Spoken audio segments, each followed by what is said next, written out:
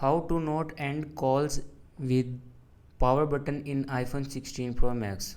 So let's start the video. First of all, open settings and then click on accessibility,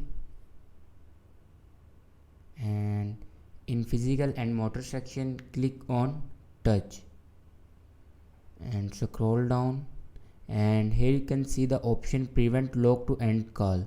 Make sure it will be turned off, then turn it on.